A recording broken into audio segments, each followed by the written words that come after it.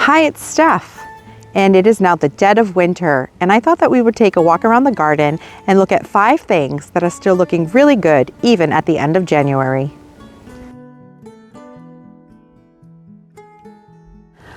Just a couple of months ago when we did the October garden tour, this area looked absolutely beautiful with all of its fall color. And today it is asleep under a blanket of snow. But there are still 3 plants in here that are looking really great. Here on this end of the path, which leads you up to our shed patio, on either side of the steps, I planted a fire chief arborvitae. Now this is a really cool evergreen that will change colors throughout the season. You can see that it now has its bronze winter color, and it will stay this way until spring. And in spring and in summer, it will have a beautiful shade of yellow, chartreuse green, and all of the new growth on the tips will look a bit of pink and orange. It's just a really pretty shrub. I've also found it to be deer resistant, and it can handle part sun or full sun. It's currently in a full sun location and seems to be really happy. They're pretty slow to moderate growing and getting to be about 3 to 4 feet tall and wide, and they grow in this naturally round, mounded shape. So I thought that they would look really pretty here on either side of the steps. Right behind this fire chief arborvitae on the opposite side of the steps is the other plant that I want to show you, and it is an Ascot rainbow euphorbia.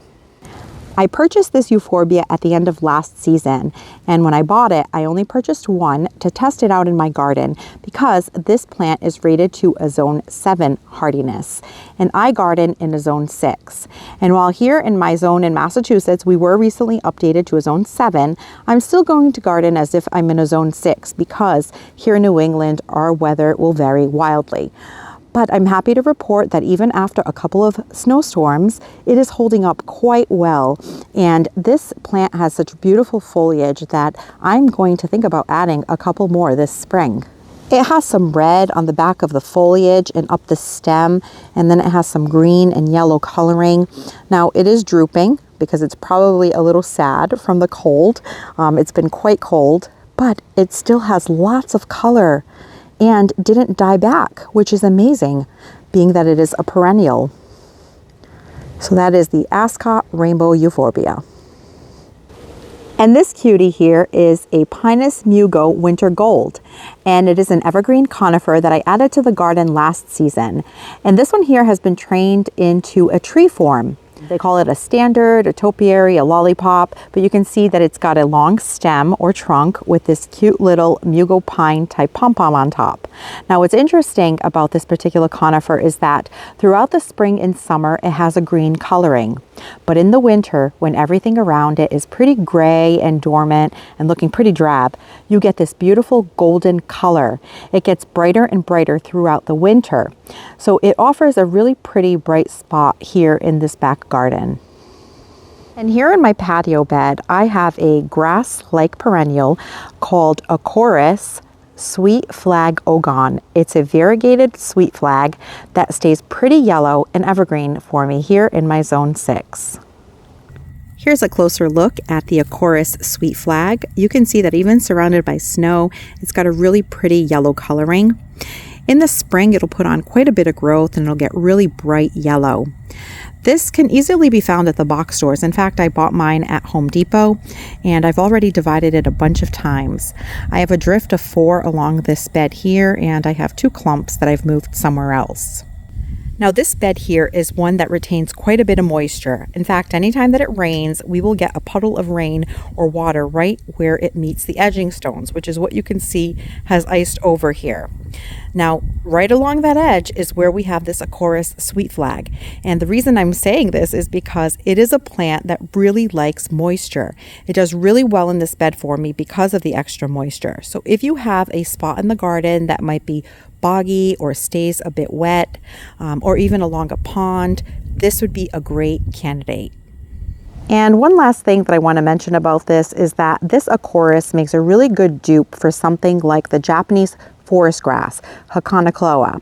It has a similar grassy-like texture and this yellow coloring, and so if you can't find the Hakonocloa, this would make a good alternative. It's usually at a bit more affordable price point as well, and where the Hakonocloa will die back in the winter, this will stay evergreen.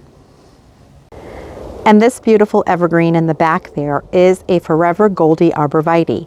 As I came down the driveway this weekend, I have two of them flanking either side of this stone bump out, and they just caught my eye. They were absolutely beautiful. During the growing season, they have more of a chartreuse green, kind of gold yellow appearance, where now in the winter, they take on this bronze coloring, and they're absolutely stunning. Now, the Forever Goldie is also deer resistant, and they get to be about 3 to 5 feet in diameter, which mine is pretty much there at this point. And they get to be about 12 feet on average in height. Now, I want it to get pretty tall so that it can kind of grow up the side of that stone wall there. But I will have to take back some of that girth because it is crashing into my knockout rose here. And as I'm here showing you this Forever Goldie Arborvitae, I just remembered that I have a bunch of foxglove plants. In the summer of 2022, I had a beautiful show of foxgloves here in my main walkway bed. And I left some of them to dry, and they dropped seeds and created a ton of seedlings. Now, I did pull out quite a few, shared some with friends, and I left quite a bit here as well. And now those seedlings have grown into foxglove plants that should bloom for me this year. Now, foxgloves are biennial, so the first year they will just create foliage and work on root development, and then year 2 they will go ahead and send up those bloom stalks. So I'm really excited to see those this summer, and I can't wait to share that with you. So tell me, what's still looking really good in your January garden? Thank you so much for spending your time with me, and I'll catch you in the next one.